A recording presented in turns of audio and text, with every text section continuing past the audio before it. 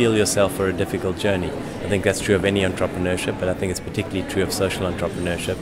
It's difficult, it's challenging, you're working against the perceptions often of people around you that may not believe in the thing that you believe in, but if you have enough resolve and internal grit to be able to overcome that, that gives you power rather than takes away power from you.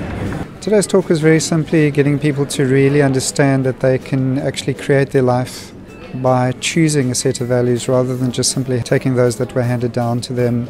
They can actually reverse engineer their life by starting off with what they want, the kind of values and the kind of actions that can create that. Change will not come in South Africa from a commission of inquiry.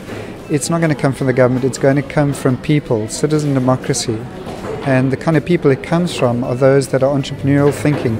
You don't even have to be an entrepreneur as in starting your own business, you need to be entrepreneurial in your heart.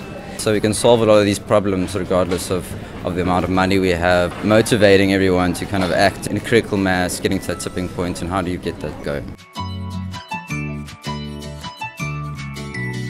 The intention for today's talk is really to help people to start thinking about themselves as a brand. And the idea of a brand is really the promise of a consistent experience. So often when people think of a brand, they think of packaging or a logo.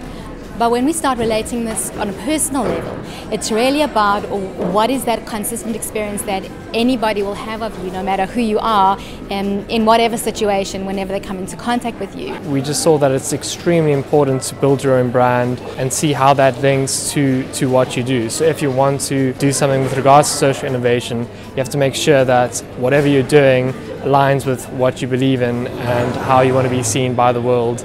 It's so important for them to just find some quiet space, some time to think, some time to reflect. What are some of the beliefs that they're holding around themselves, around how they're showing up in the world, and how is that story that they're telling themselves serving them, and how is it possibly not serving them and maybe limiting them? The Upstarts program is exceptional. This is what this country needs. People are overflowing with ideas.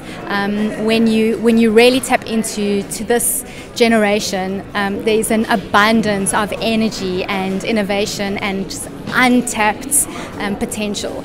And what this program does so brilliantly is just channels that. I'm starting a project called Siyabuthanda Ubuntu, which means we love Ubuntu. And what I feel from ECT Upstarts is that if it wasn't here, I would never have done this.